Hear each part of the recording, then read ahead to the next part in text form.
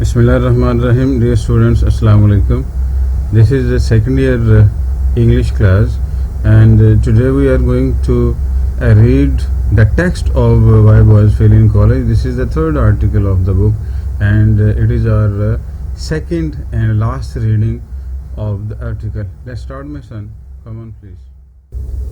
Why Boys Fail in College ये article बेटा हमने स्टार्ट किया हुआ था और इसके हमने कुछ 1.5 पेज भी पढ़ा था और हम यहाँ पे पहुँचे थे. Now when the most ambitious boys want to go to college, ये हमने कहा था जी 5th, ये इसका आप नंबर इसका लगा लें कि ये 5वीं वजह है बच्चों के फेल होने की. उससे पहले बेटा आपको याद होगा कि 4th जो हमारी रीज़न थी बच्चों के फेल होने की, वो थी इनकी health, the question of health, right. और उससे पहले जो हमने बात की थी वो मिस्टेकन एम्बिशन थी on the part of the people. लेकिन उसके बाद जो है वो हमने बात की थी ये ओवर कॉन्फिडेंट जो बच्चे होते हैं, जो ब्राइट बॉय है, वो भी एक वजह बनती है अपनी ही इसको नाकामी की. और सबसे पहली जो बात है वो हमने यहाँ पे ये पढ़ा था कि ये जो नर्वस हैबिट्स हैं बच्चों की, वो भी एक बहुत बड़ी वजह है कि बच्चा जो है वो समझता है कि मैं पढ़ रहा हूँ, लेकिन वो मेंटली कहीं और होता है और दूसरे वो पढ़ाई की तैयारी में टाइम ज़ाया कर देता है. देखता है कि उसकी पेंसिल जो है वो शार्प होने वाली है तो उसको शार्प करने लग जाता है, फिर बाकी पेंसिलें भी वो समझता है कि शार्प होने वाली हैं, तो इस तरह से उसका काफ़ी जो टाइम है वो ज़ाया हो जाता है. ये वो बातें हैं जो हमने पहले डिस्कस कर ली हैं और आज जो बात है वो हम करेंगे, यहाँ से शुरू बेटा करेंगे. Nowadays when most ambitious boys, आजकल जबकि बहुत ज़्यादा मुश्ताक यानी जो काम करना चाहते हैं, want to go to college, जो काम करने वाले बच्चे हैं, जो पढ़ने वाले बच्चे हैं, वो कॉलेज जाना चाहते हैं. The financial pressure is very serious one, तो माली जो दबाव है वो बहुत ही सीरियस है. A few parents take the position, चंद एक वालिदैन ये रवैया इख्तियार करते हैं that the boy should earn his way through college, के लड़का जो है वो कॉलेज में अपने अखराजात जो है वो खुद से उठाए. For the good of his soul, अपनी रूह की बलीदगी के लिए, अच्छाई के लिए. As a matter of fact, हकीकत में no boy ought to be compelled, किसी भी लड़के को इस चीज़ पे मजबूर नहीं करना चाहिए. Compel means force. To earn his entire way, कि वो अपना सारा जो अखराजात हैं वो खुद से उठाए थ्रू कॉलेज में. If it can in any way be avoided, अगर ये चीज़ जो है ये किसी भी तरह से इससे बचा जा सकता हो तो. Not only does he get a mighty poor leaving, ना सिर्फ वो बहुत ही पुअर लिविंग हासिल करता है, बहुत कम खाने पीने के लिए वो चीज़ें हासिल करता है, लिविंग जो उसकी उसमें सारी चीज़ें आ जाती है खाने पीने के अलावा बाय द प्रोसेस, इस तरीके से. But a mighty poor education as well, बल्कि बहुत ही कमज़ोर किस्म की एजुकेशन भी उसे मिलती है. ना सिर्फ उसकी लिविंग जो है वो कमज़ोर होती है बल्कि उसकी एजुकेशन भी कमज़ोर ही रह जाती है. If the boy ought to go to college at all, अगर बच्चे को ज़रूर कॉलेज जाना ही है, ये ऑट टू बी ट्रस्टेड, तो उस पर ज़रूर एतमाद किया जाना चाहिए. To make good use of reasonable contribution, कि वो अच्छा इस्तेमाल करेगा उस कंट्रीब्यूशन या उस खर्च का फ्राम हिज पेरेंट्स, जो कि उसके पेरेंट्स उसे देते हैं, टूवर्ड हिज एक्सपेंसेस, उसके अखराजात के लिए. Any parent owes this much to his son, कोई भी जो वालिदैन हैं वो बहरहाल इतना तो वो मकरूज हैं अपने बच्चे के कि उसके अखराजात जो हैं वो खुद से उठाएं. The boy did not ask his parents, उसके वो जो लड़का है उसने अपने पेरेंट्स से नहीं था कहा to bring him into the world, कि वो उसको दुनिया में लेके आए. They are responsible for his being here, उसके यहाँ होने के वो जिम्मेदार हैं.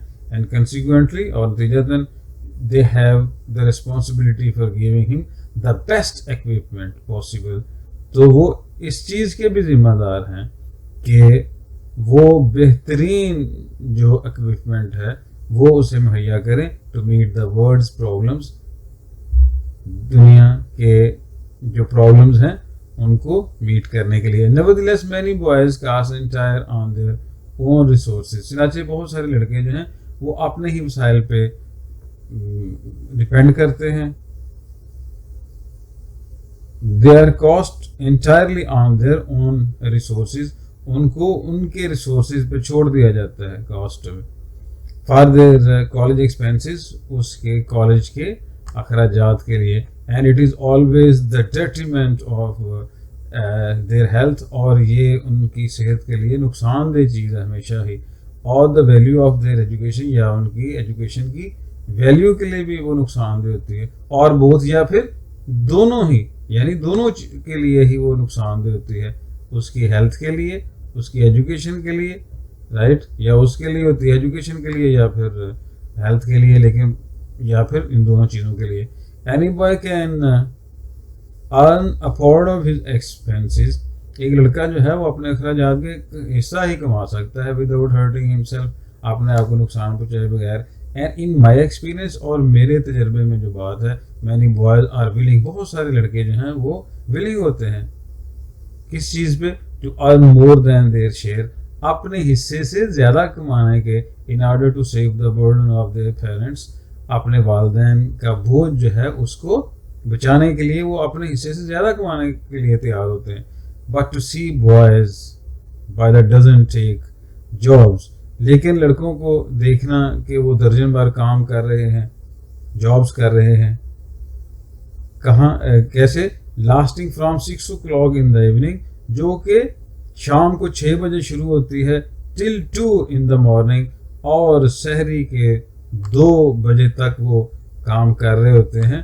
तो ये जो चीज़ है ये वो बच्चे करते हैं, मुख्तलिफ जॉब्स करते हैं, ठीक है, 6 बजे से लेके 2 बजे तक, 6 days इन वीक, और हफ्ते में 6 दिन वो ये काम करते हैं। To see boys undergoing transfusion of blood, लड़कों को खून देते हुए देखना, टू गेट मनी, पैसे हासिल करने के लिए, for their food and books, अपनी किताबों और खुराक के लिए, is a heart rending spectacle, ये बड़ा ही दिल खराश मंजर होता है। Many of our boys of finest character, हमारे बहुत सारे लड़के जो हैं जिनका बहुत उम्दा कैरेक्टर होता है, एक्सीलेंट एबिलिटी, और बड़ी उनमें एबिलिटी भी होती है, are doing this just this kind of thing, वो इस तरह के काम कर रहे हैं। And inevitably it is an important reason, और ये यकीनी तौर पे एक बड़ी वजह, एक अहम वजह है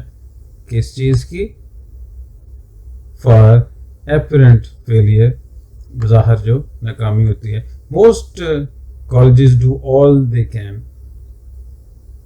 ज़्यादातर कॉलेज जो हैं वो सारा कुछ वो करते हैं जो वो कर सकते हैं विद स्कॉलरशिप फंड्स, अपने स्कॉलरशिप के जो फंड्स हैं उनके साथ, टू एलिविएट दिस सिचुएशन, इस सिचुएशन को कम करने के लिए। But even when everything possible is done, जबकि हर मुमकिन चीज़ जो है, हर मुमकिन काम जो है वो कर दिया जाता है, एवरी डीन, हर डीन जो है who knows his students, जो अपने स्टूडेंट्स को जानता है, can recall many cases of boys, वो लड़कों के बहुत सारे केसेस को याद कर सकता है, who have been obliged to drop out, जिनको के ड्रॉप करना पड़ा, निकालना पड़ा, for the lack of a little money, थोड़े से पैसों की कमी की वजह से, to see them through, कि वो कॉलेज में पढ़ सके। कहते हैं वो उसका थोड़े से पैसे मतलब ना होने की वजह से उनको कॉलेज से निकाल दिया जाता है।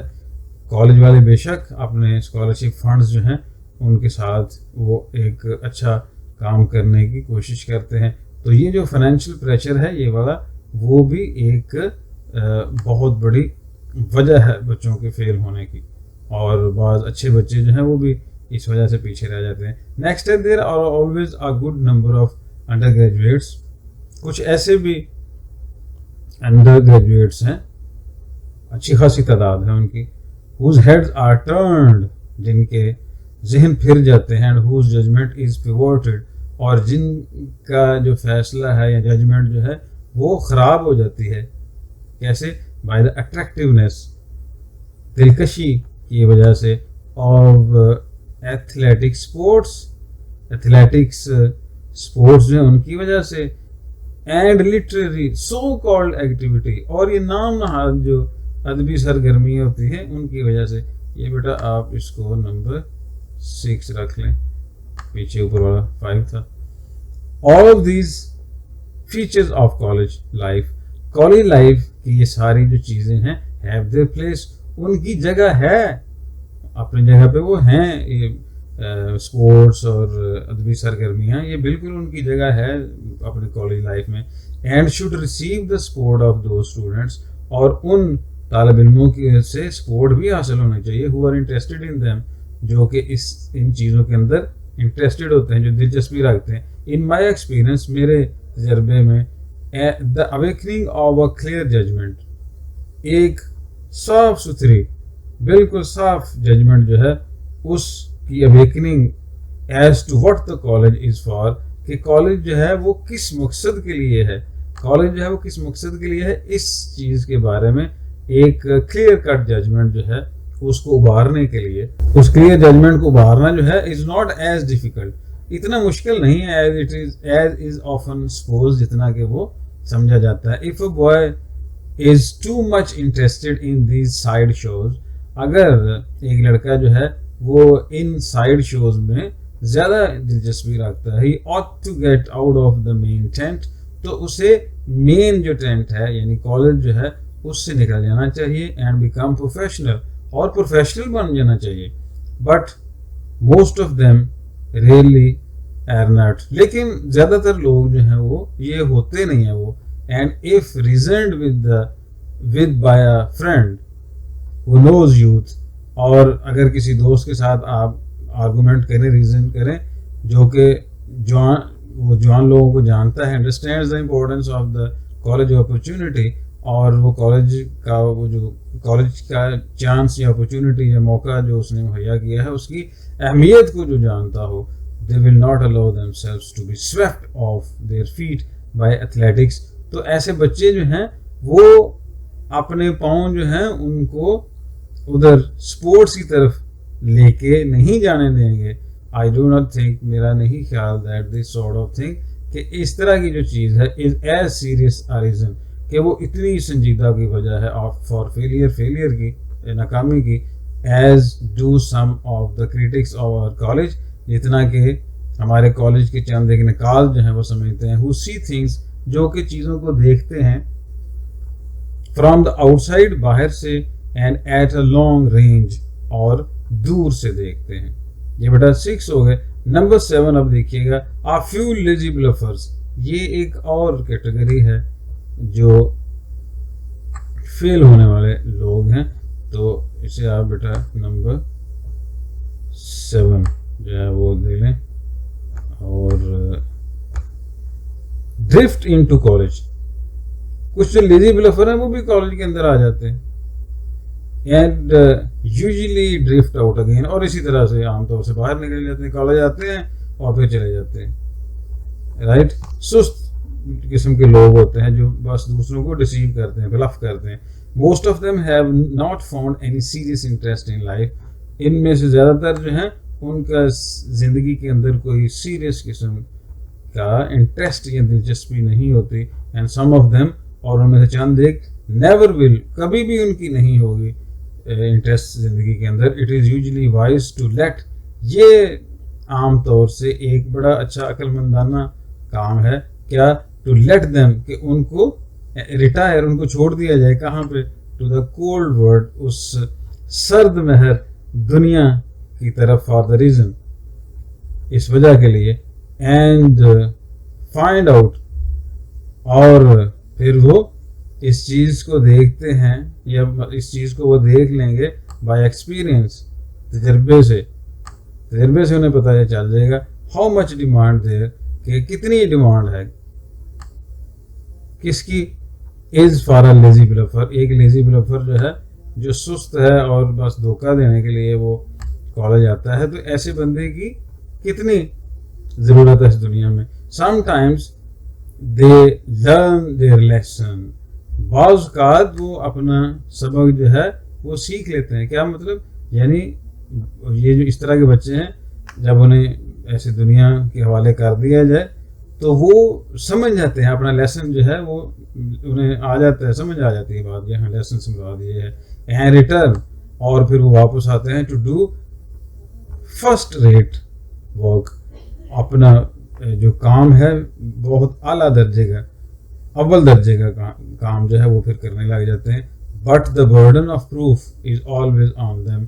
लेकिन इस चीज़ को साबित करने का जो बर्डन है वो उन्हीं पे है, टू शो, ये बात जाहिर करने के लिए, दैट दे मीन बिजनेस, के वो वाकई ही काम जो है वो करना चाहते हैं। ऑन द होल, मजमूई तौर पे, the problem that the college dean faces, वो प्रॉब्लम जो कि कॉलेज का डीन जो है वो फेस करता है, calls for about the same diagnostic, वो उसी तरह की तशखीसी एबिलिटी, तशखीसी काबिलियत जो है वो डिमांड करता है। कॉल फॉर का मतलब होता है demand.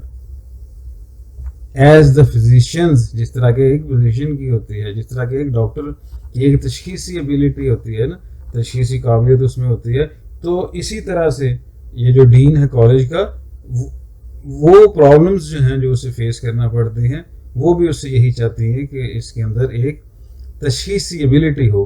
He is helping the young man, वो जवान लोगों की मदद कर रहा है अंडर हिम, जो कि उसके अंडर हैं, टू सी लाइफ स्टेडली, जिंदगी को मुस्तकिल मिजाजी से देखने के लिए, एंड सी इट होल, और उसको पूरा देखने के लिए। If he can save boys, अगर वो बचा सकता है लड़कों को फ्रॉम फेलियर, नाकामी से, थ्रू फुलिशनेस, बेवकूफ़ी की वजह से, सिकनेस, बीमारी की वजह से, एंड सिन, या किसी बुरी आदत यानी गुनाह की वजह से, he is doing his part of the job, तो वो फिर अपने काम का एक हिस्सा सही तरह से अदा कर रहा है। इतना ही काफ़ी है। नेक्स्ट इंशाल्लाह फिर आगे बात करेंगे। अस्सलाम वालेकुम रहमतुल्लाह।